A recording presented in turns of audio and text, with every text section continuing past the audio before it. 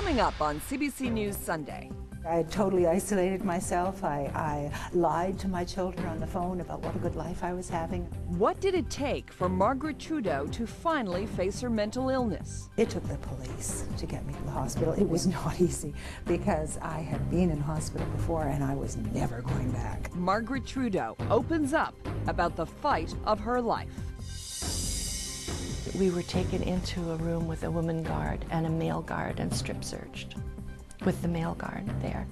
In 1961, Beverly Mills was the only Canadian woman to join the Freedom Riders and fight for black civil rights in the American South.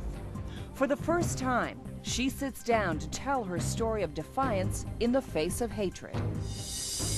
These are the people who wouldn't run away from the California wildfires. Why? Because they're afraid of being deported. Forget the immigration debate and just lend a helping hand to a family that's fleeing a fire. We'll take you inside their underground relief effort that you didn't see anywhere else.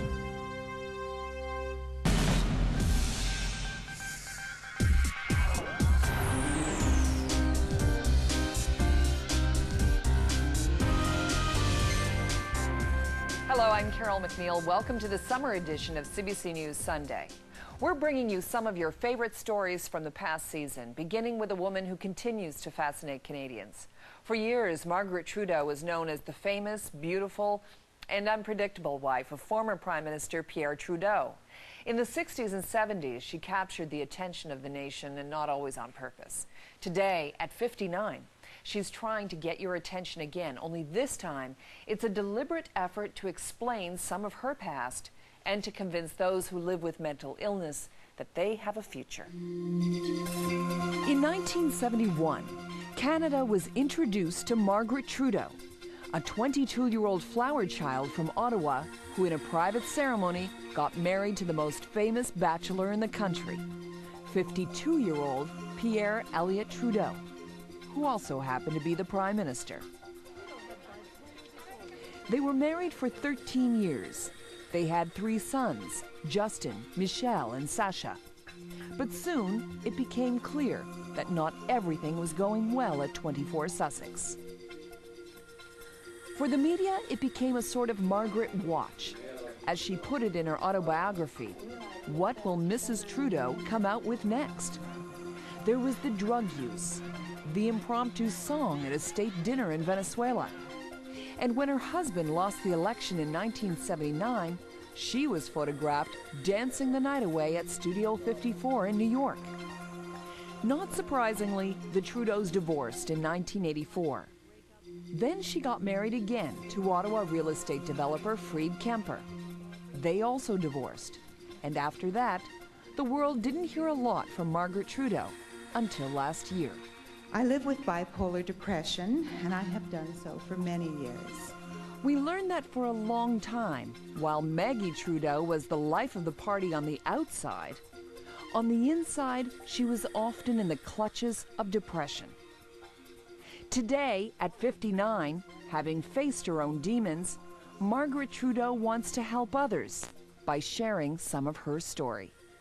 I went through years and years of suffering with the debilitating effects of my bipolar condition, which wasn't properly diagnosed, certainly wasn't properly treated, and caused me and my family a lot of heartbreak and sadness. Let's talk about the basics. What is bipolar? Bipolar is best to explain it as an extreme mood swings between very low and very high. It's not constant. I'm not constantly one. I wasn't constantly one or the other. It's cyclical. It comes and goes. They don't know what triggers it. So it's a chemical imbalance? Yes. Is it also environmental? I don't know. They don't know. You know, just different circumstantial things would trigger me into these states of deep depression, and I wouldn't be able to stand up. The worst episode happened after tragedy struck. First in 1998, when her son Michelle was killed in an avalanche in BC. He was 23. And then in 2000, her first husband, Pierre Trudeau, passed away. The last one, the worst one after the death of Michelle and Pierre, I literally couldn't function. I couldn't eat. I couldn't function. I had to be hospitalized. I had to finally, that was sort of rock bottom. I had to finally accept that I had a mental illness and that I needed treatment. How do you do that, Margaret, when you're in, those are tragic incidents. Anybody would be depressed, right? You literally can't get out of bed, you can't eat. How do you make that decision? How does your brain see clear enough to make a decision to check into a hospital? No.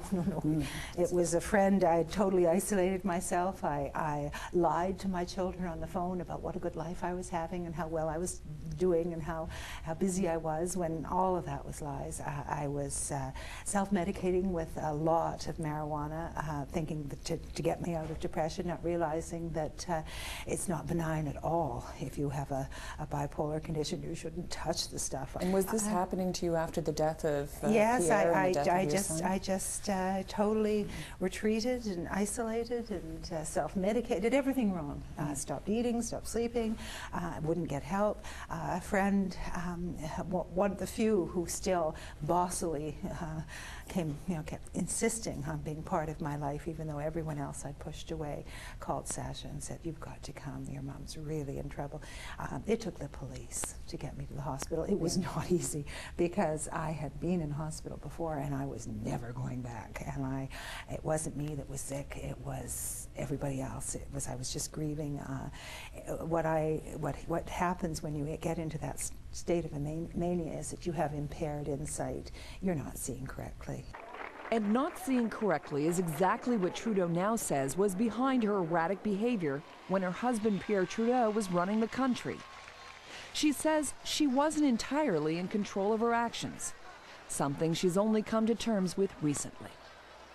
I had to forgive myself for not allowing myself to be the person that I was, for hiding behind all kinds of masks and pretending that I didn't have a problem when I did.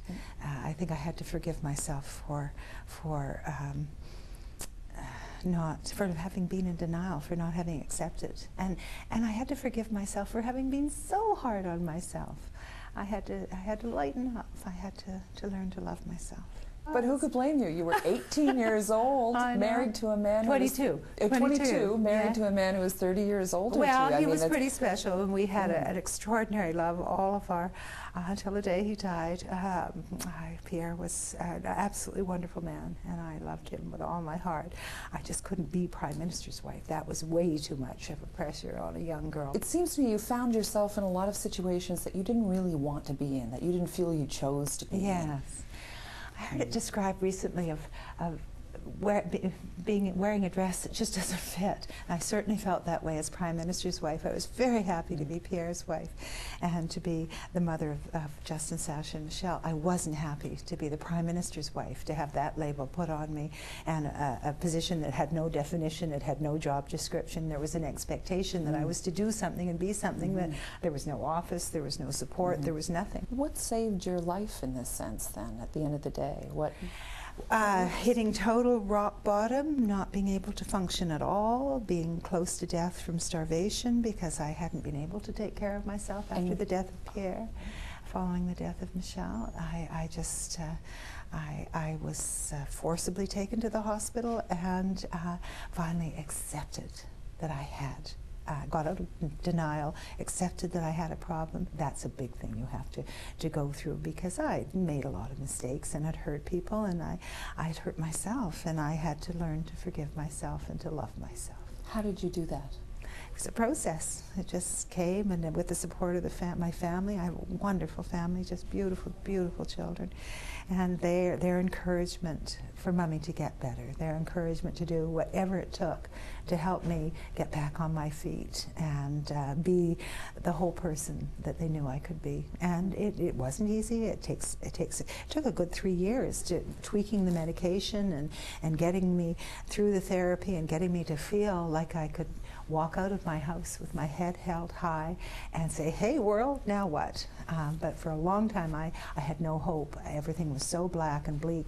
I'd think, oh my gosh, what if I'm going to live another 30 years? How am I going to do this? grandkids. Now I think, oh, only 30 years? That won't be enough. Not with my little grandsons. No, no, no. So it's a message of recovery and of seeking treatment, and to the government, to the community, to everyone, to be aware that mental health is as important as physical health. The two are so interrelated, and that we have to put aside our ignorance and our prejudice against people who are suffering. And do we still do that? Oh yes, oh yes. There's still a stigma. Fighting the stigma associated with mental illness is what Margaret Trudeau has been spending most of her time doing these days. Just this fall, she's given over 30 speeches on the topic. Speeches made all the more powerful because she's been able to speak candidly of her own experience. Living at 24 Sussex was very lonely, a long tunnel of darkness. Only a third of Canadians who are suffering from a mental disorder, and the largest part of that is depression, ever get help, ever seek treatment. And what they don't know is that within weeks they can start feeling so much better. So now I try and be very positive. I like the philosophy of Buddhism a lot, for living in the day and not dwelling too much on the past and not worrying about the future, just making the day as delightful and warm and compassionate as you can. What was the biggest lesson that you learned? Know when to exit. And I think that is life's lesson. Know when enough is enough, when you can't handle a situation, you're going too far, you're saying too much, you're not acting the way you should. Get out, take time out, and know when to exit. I sometimes didn't follow that good advice, but it resonates with me all the time now. Now please stay tuned for a story about fighting for justice. In 1961, what made a young Canadian woman go face-to-face with the law in the southern U.S.? We could already see the paddy wagons pulling up outside the station. And so we just sat there and we started singing freedom songs. She tells her story for the first time.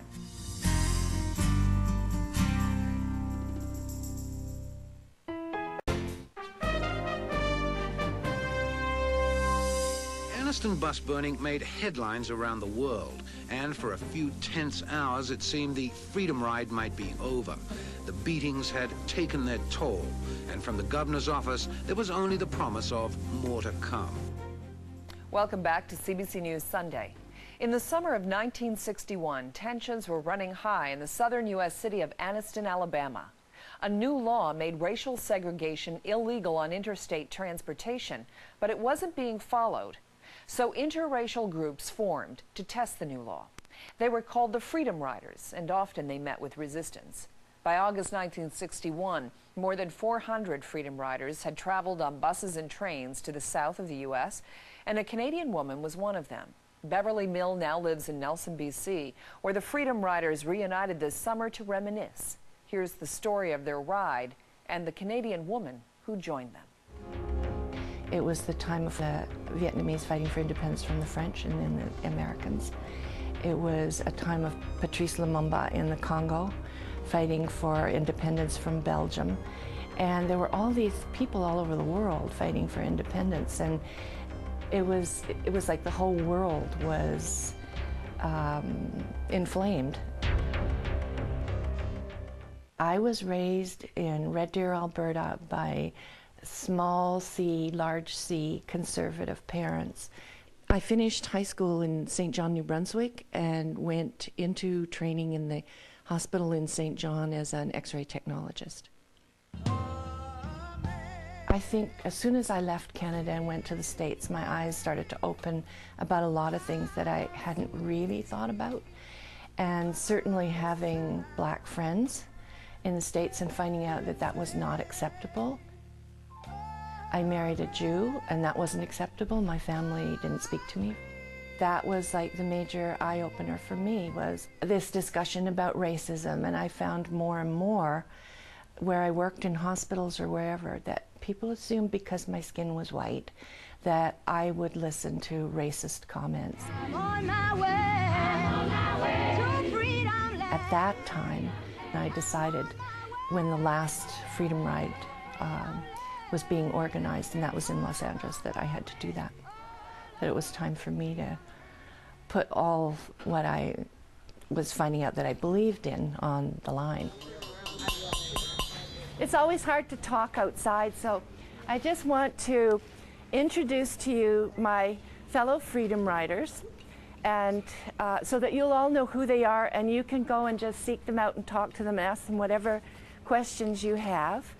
In 1961, over 400 people of all ages came in buses and trains and planes basically to desegregate the interstate commerce facilities in the South, which segregated against black people.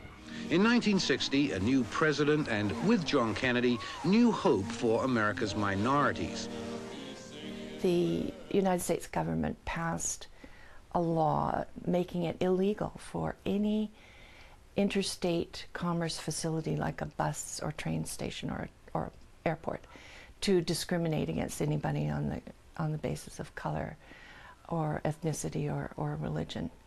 And although the Kennedy administration that was in at that time was saying to us to go slow, we said, we want to test it and make sure. They actually said that all signs had to be removed saying white only or colored only. And so the people in the South just said, well, those signs maybe went down, but they still couldn't get served. Almost daily, there were brutal scenes like this one. You're basically saying, I just want my constitutional druthers. And it was that kind of narrow focus. In interstate commerce, I'm riding a train, I want to be able to go and use the coffee shop. I would like to introduce Bob Farrell. Hello. From Los Angeles, Pat Kovner from Northern California, Ellen Brahms from Sacramento, California. I knew Pat, Ellen, and Joe before we decided to go. The rest of the people I met. Oh, and Bob, who was our leader, I knew him. Remember that? Hey, how you do, Joe? Yeah, I'm doing good. Yeah. I'm doing really good. We're here. You look great. There were 11 of us from Los Angeles. One of the girls who joined us and sat in with us, I think this was her 9th arrest. These were black students in Houston who had been doing this for some time without much fanfare. It was obvious as we were on this train that the fact that we were just an interracial group of young people who were trying to contain our nervousness and everything, that we probably stuck out like a sore thumb. Once we were on the train, it was pretty much set what we were going to be doing. And it was a matter of just going over that preparation, i.e. you're here to be a participant. Remember, it's not about you at the same time. It's your responsibility. This is not about you striking back. You're not talking back. You're not getting involved. You're bearing witness. When we got there, we had a brief meeting and we all went into the train station and filed into the coffee shop and sat down. And right away, I mean, it was no service. At one point, the waitress offered to serve me, but not the woman next to me who was African American. And I just said, no, I'll wait until she gets served. And we stayed there, and eventually the owner of the coffee shop, Mr. Burleson, came in and told us that we were there illegally, and he was asking us to leave his premises now or he'd call the police. And we could already see the paddy wagons pulling up outside the station. And so we just sat there and we started singing freedom songs, and the police came in and read the riot act. And we just kept singing louder and louder freedom songs. And the doors opened and the cops all came in and just went down the road taking our names, and we went limp. We didn't resist, and they hauled us out and literally threw us into the police wagons and hauled us off to jail.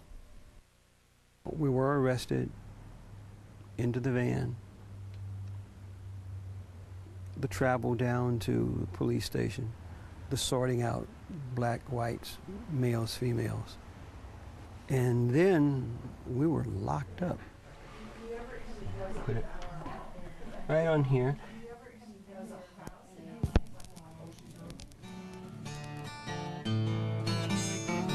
Well, oh, look at the people, oh,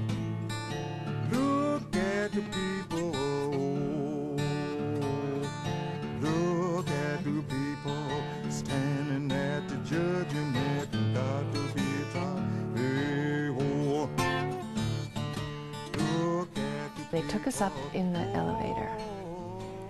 And probably the most disgusting thing that ever has been said to me was said to me in that elevator. It was two things. One of them was, you know, we're going to take you out of here in pieces. And the other one was, and this is just such a despicable thing to say, he turned around and he says, you know what you are? You remind me of the crusty afterbirth from a nigger's gangbang.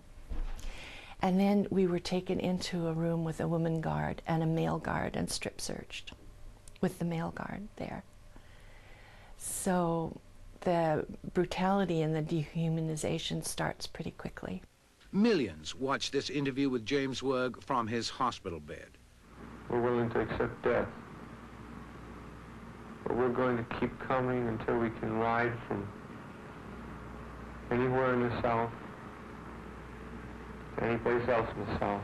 We found out later about the white males being beat up. Joe Stevenson, Steve McNichols, and Robert Kaufman being really, really savaged by the white males in that particular tank. In the African-American tank, we Freedom Riders were basically welcomed as celebrities. Some of the inmates got up on their feet, began walking up and down, began yelling at us, kind of working up a temper. Nigger lovers, you know, what are you doing? I don't remember exactly what they said. They were working themselves up for something. We had been trained, had some nonviolent training before going down there, and we were told not to fight back.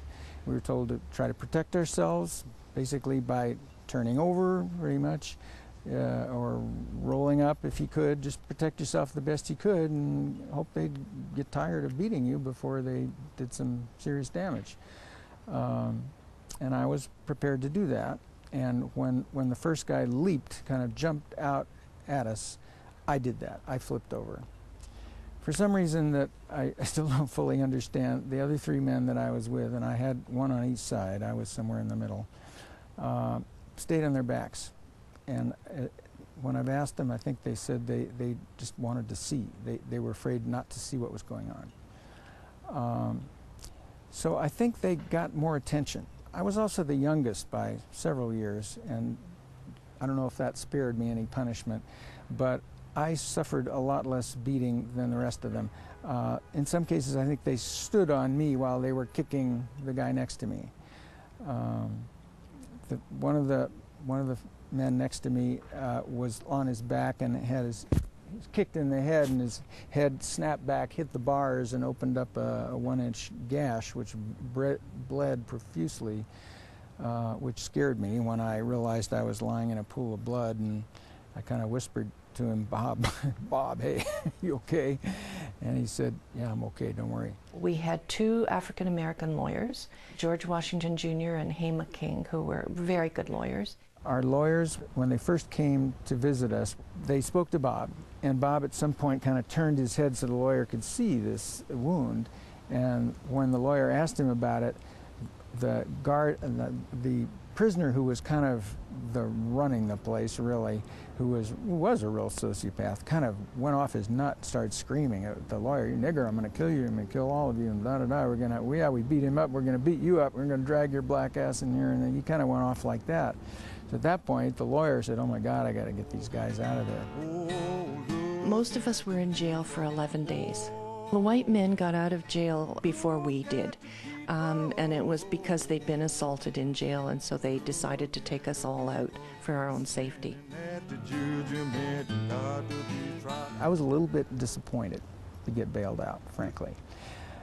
In retrospect, having read the accounts of some of the other three men I was in with, and understanding more the kind of fear they were going through, I was really naive. They were sure they were going to be raped, and I even had apparently a guy threatened to rape me, and I just kind of dismissed it. Huh? What are you talking about? I just didn't have a clue.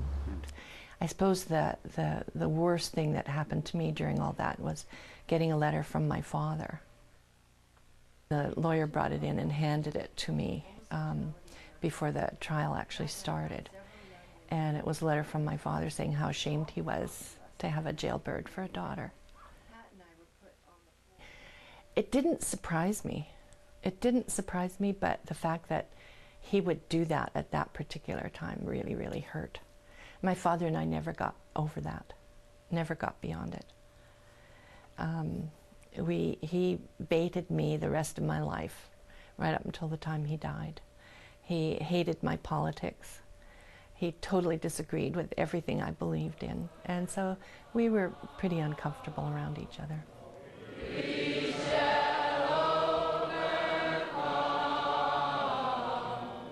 The trial attracted a lot of people. It was merely a group trial. The only testimony were the police and the owner of the coffee shop, Mr. Burleson, and I don't remember any of us having anything to say. And the lawyers basically said they were in interstate transit.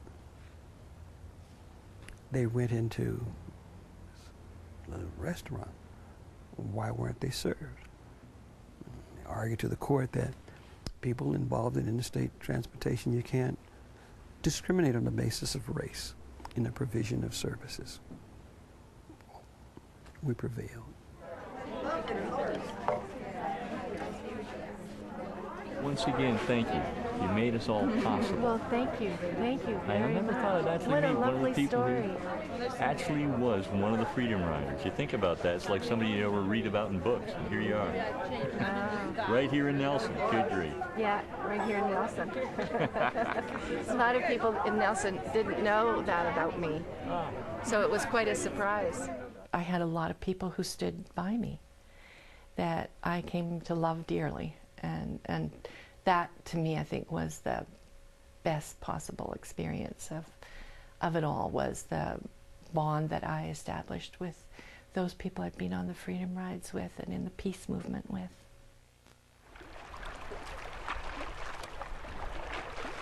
I never thought of myself as a hero. When I think about black people who live with racism every day of their life, I think those are the heroes. I think maybe I've got a little bit of that Canadian do-good that wants to do the right thing and the good things. I guess I believe now, I mean, I didn't have my politics solidified at that young, at the age of 23, but I feel like the path I've been on is one of a universal path of acceptance and justice and peace and all those things in that, you know, ideal perfect world. Beverly Mill continues to work toward a perfect world. She is active in the Grandmothers to Grandmothers campaign for the Stephen Lewis Foundation. It provides financial and emotional support for grandmothers in Africa who are looking after children orphaned by AIDS. Now please stay tuned for a story about fear among the famous. When we asked celebrities to confess their greatest fear, which one of them said this? Walking down the red carpet naked, I suppose. Find out after this short break.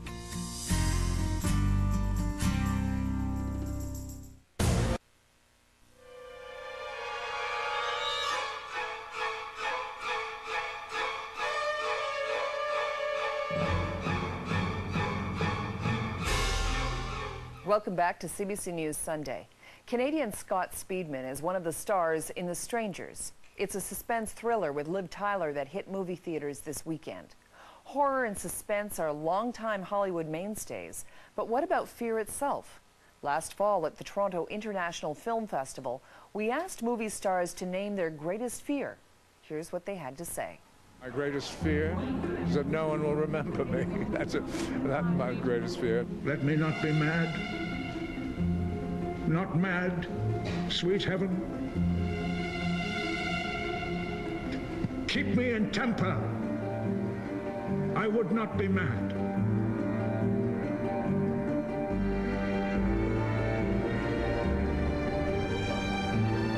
What is it that you most fear? Walking down the red carpet naked, I suppose. What frightens you? The cruelty is completely unavoidable.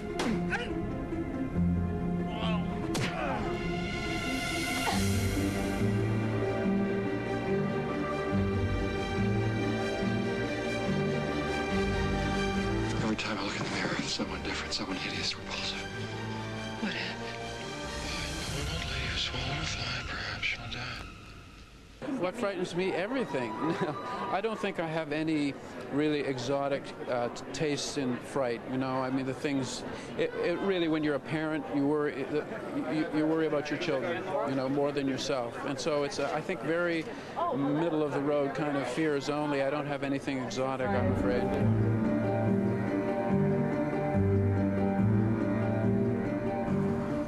Your son, Lucas?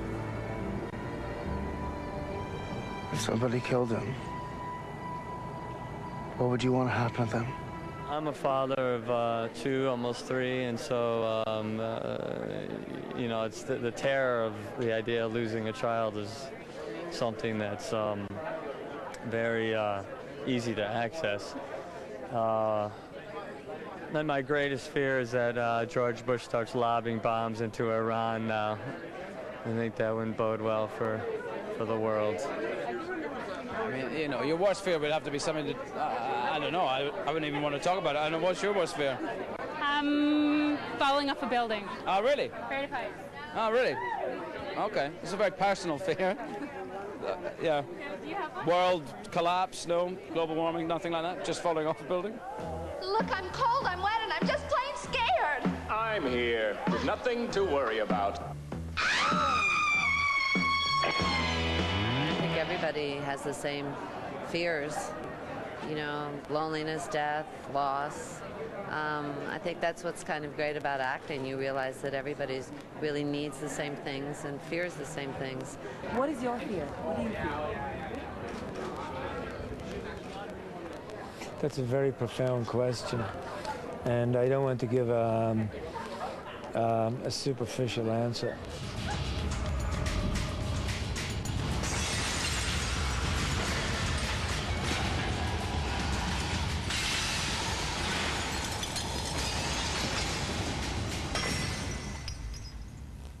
I fear suffering before death. I don't really care about what happens after, because it's either one thing or the other. But yes, suffering I have a fear of before death, because I don't know that I would be able to withstand it. So that's a fear.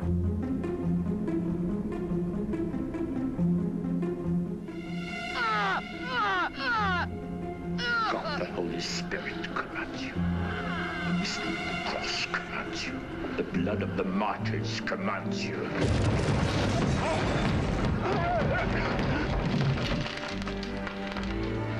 Greatest fear, to lose my mind, which actors never should do. But it's very close, very often, very often. Coming up next, what's it like when your home is threatened by wildfire and you've literally nowhere to run? In many ways, I guess that this is, yes, an underground relief effort for communities that are really living in the shadows of our society.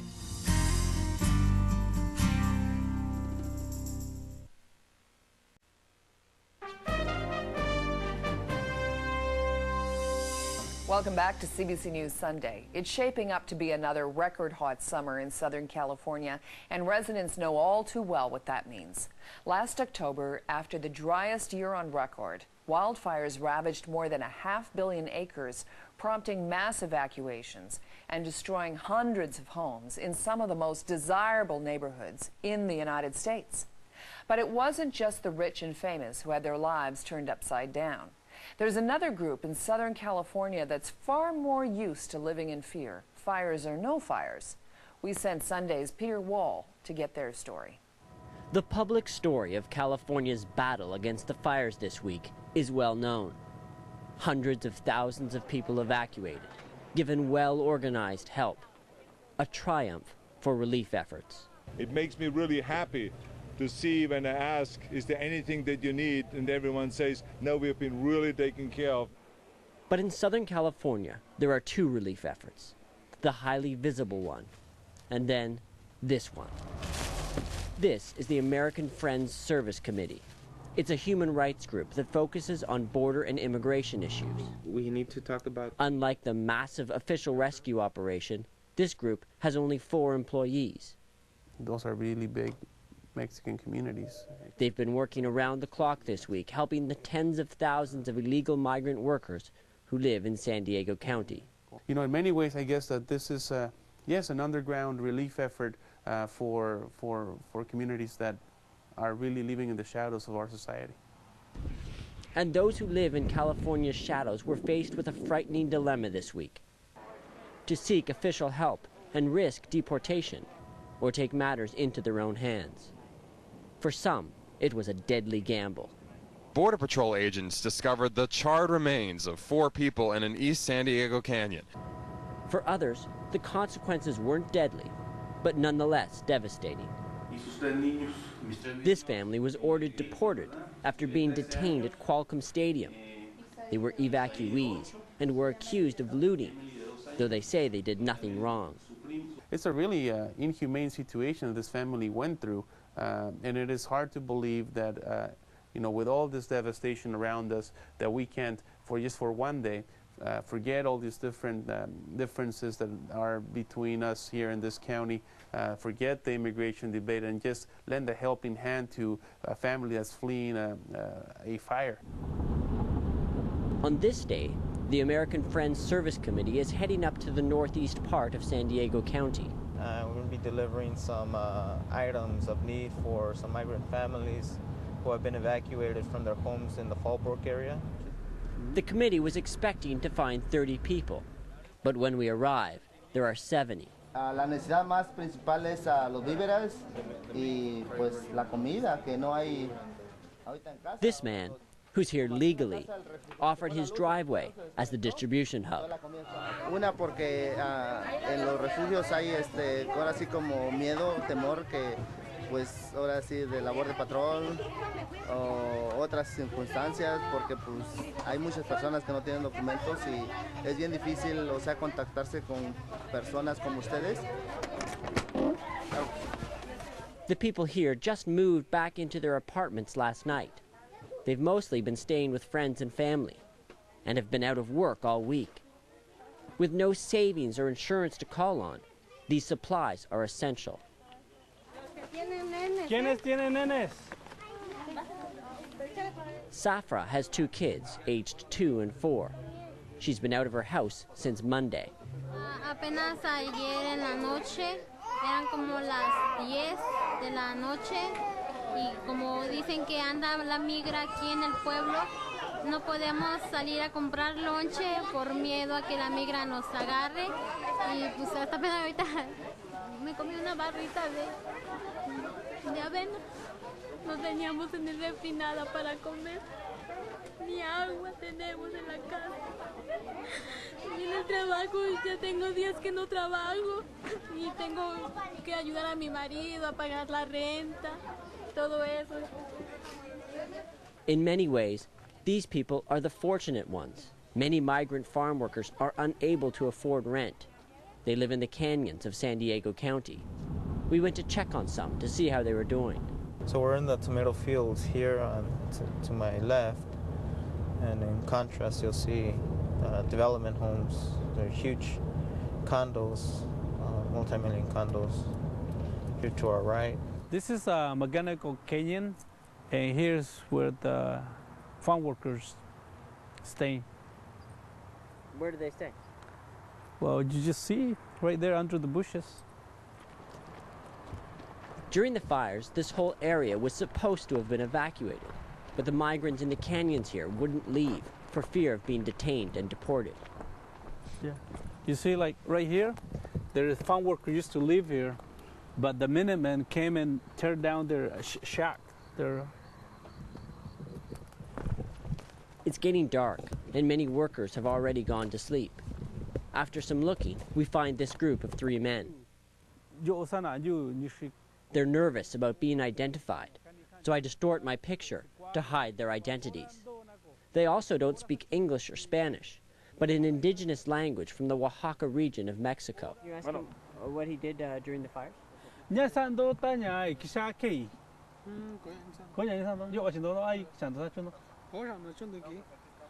Nothing, we were just here. His employer closed the farm on Monday, and left employees to fend for themselves. He stayed here the whole time, but even though it was dangerous? Well, if we see the fire coming close, we will choose to run. For many in the area who were evacuated this week, the fear of losing their homes was paramount. But for those who have no home to lose, the fear of detention and deportation will remain long after the fires have stopped burning. U.S. authorities have flatly denied that they were rounding up illegal immigrants at evacuation centers. However, immigrant rights groups and the American Civil Liberties Union says the authorities created a climate of intimidation through neglect and by asking for identification at some shelters. We'll keep our eye on this story when fire season comes around again. Now, we're going to change gears a bit for our last story. It's about clowns, the kind you hire to entertain children, yes. We wondered why so many clowns end up scaring the little ones. We sent Sunday's Connie Walker to get those answers. Nico Barros is turning 2 years old, and along with his family and friends, Yoo-Hoo the clown is here to help him celebrate. Yeah, could you hold it for me? Thank you. That's great. Yeah. Perfect. While most of the other kids are having fun with Yoo-Hoo, Nico is a little hesitant. Oh, that's... Oh, no, they're bad. Oh, yeah. And according to a recent study, clowns aren't as popular with kids as you might think. The study from the University of Sheffield found that all of the 250 children they quizzed disliked clowns, and some were even afraid of them. That had us wondering, why do clowns creep people out? Very, very young children look at a clown and they make strange. So when a clown comes into their world who has that kind of makeup that doesn't really respond back and forth, is just this big face that there's no association to, they get a little scared when they meet things that are new and they don't quite understand, and they run back to their parents to feel safe and secure. No, say abracadabra! Yoo-Hoo has been a clown for over 12 years, so she's used to dealing with kids who are afraid. If moms and dads and big people tell me that, Johnny or Mary's afraid of a clown, you know what, I never go. I wait for the child to come up. They'll see the other children are having fun playing with us. Yeah, is he a nice bunny rabbit? Once the bunny comes out, ooh, yeah. I never ever go up to a child and go, blah, or anything like that. But we're very larger than life. They've not ever seen, some have never seen a clown before, so this is the first time they're kind of going, what on earth are you doing? So. You can call me Joker. I am just a street performer out here trying to make enough to get by. We don't have one clown that it has a really positive identity in pop culture. People don't feel warm and fuzzy towards them. But in movies, sometimes they're slashers, that hence very scary. And we see them as entertainers. You're not funny, clown. But maybe not all clowns are created equal. Sarah Smith is 5 years old. She has a brain tumor and has been in the hospital for over a year. Those are my two favorite colors. She knew. I know. That's why I have these two markers. I like pink, blue, and purple. It's something for her to look forward to.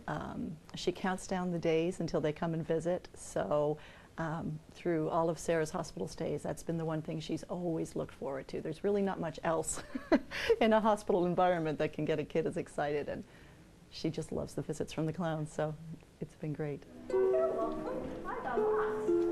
But Ricky the Clown isn't your typical birthday clown. He works here at the Blue Review Rehab Hospital in Toronto as a therapeutic clown. A therapeutic clown is a very special brand of clown, a very special style of clown, where a clown working in a hospital with children will do everything they can in their power using the art form, the artistry of clown, to empower and enrich the lives of kids. So for me, a very important part of therapeutic clown is that the children have all of the control and power. And it's a rare thing for them in an atmosphere where they've lost almost all power. What is she saying? Listen and you'll hear everything. Hello?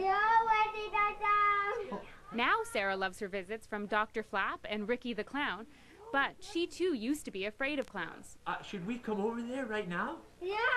Oh, okay. Oh, Dr. Bluff. She said that we should come over there right now. I've had many, many occasions where kids initially say they are afraid of clowns or they hate clowns, and I usually agree with them, because the type of clown they're afraid of, I'm afraid of as well. I mean, I think that that type of clown that has a lot of makeup and really exaggerated features is frightening. It is very frightening.